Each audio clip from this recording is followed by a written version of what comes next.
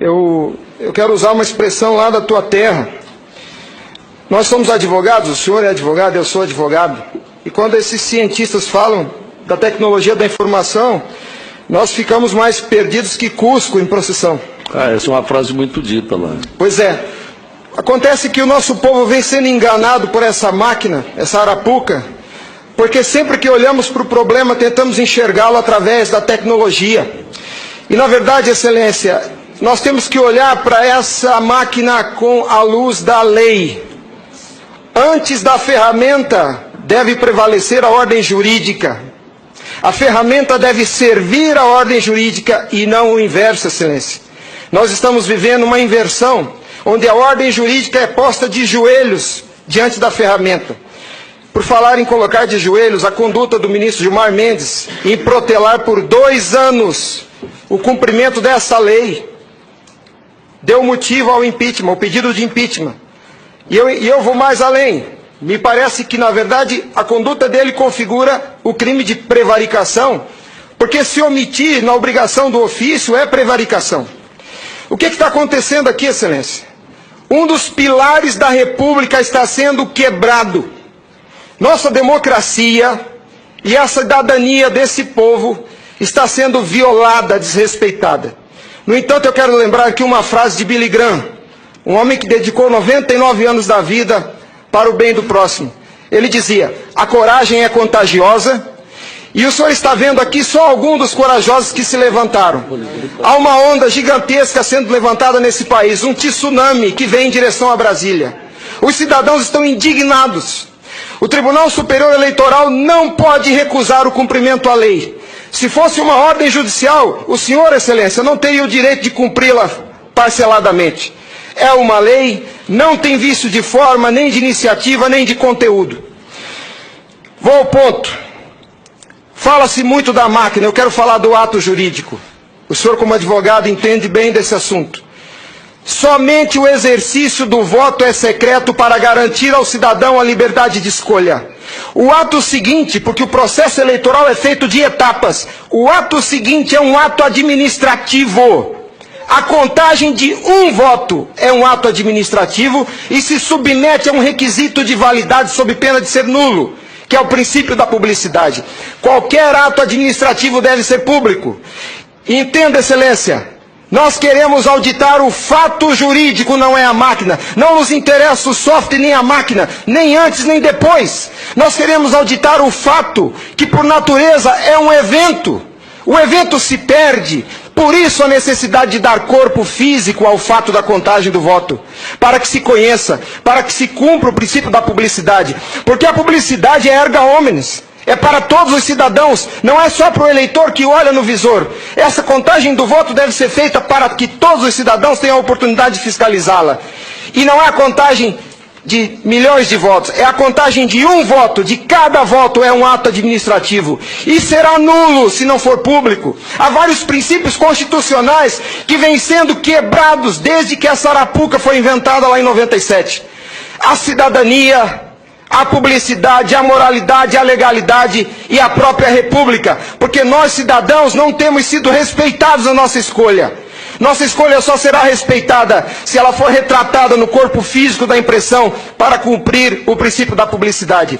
O exercício do voto é secreto, mas a contagem deve ser pública. E qual que é a artimanha da urna? Ela estende o segredo do exercício até a última etapa.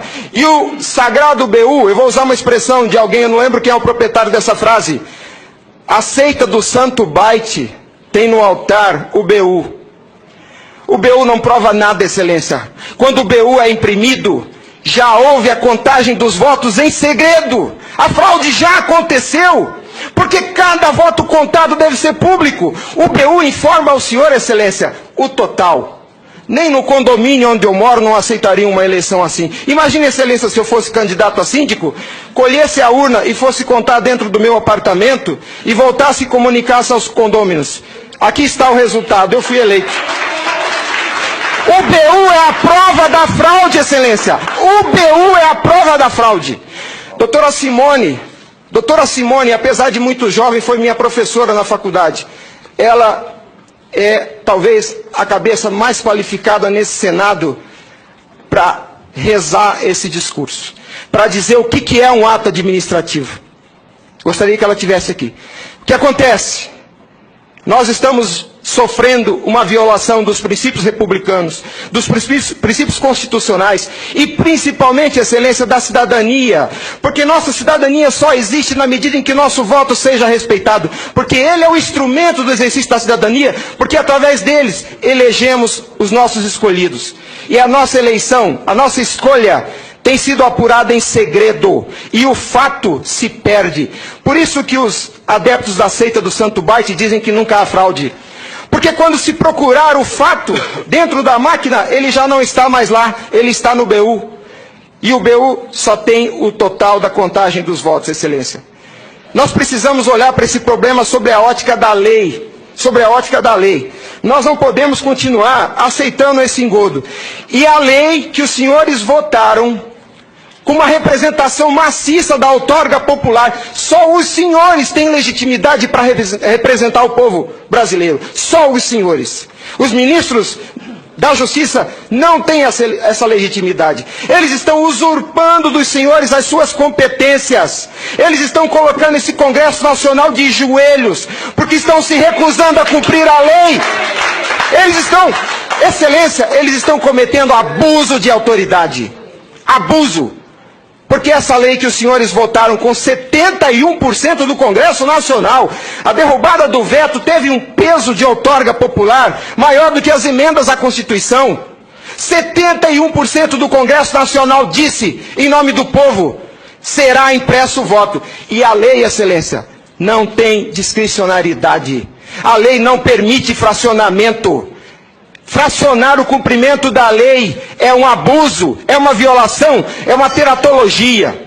Não há possibilidade de se fracionar o cumprimento da lei. Imagine o senhor, se o senhor fosse sujeito passivo de uma ordem de Gilmar Mendes, se ele aceitaria ouvir do senhor o seguinte: ministro, eu vou cumprir sua ordem, um pouquinho a cada ano.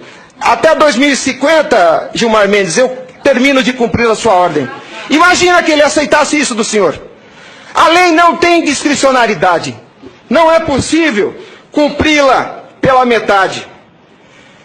Em resumo é isso, excelência. E por fim, o direito dos senhores, a sua autoridade como representantes do povo está sendo vilipendiada. E por quem? Vou dizer mais.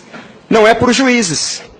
Os ministros, quando sentam na cadeira do Tribunal Superior Eleitoral para administrar esse serviço público, que é a eleição é um serviço público, não é jurisdição, não é um ato jurisdicional. Quando eles lá, sentados em seus gabinetes, estão administrando o processo eleitoral, são administradores sujeitos aos princípios constitucionais, como qualquer agente do Executivo.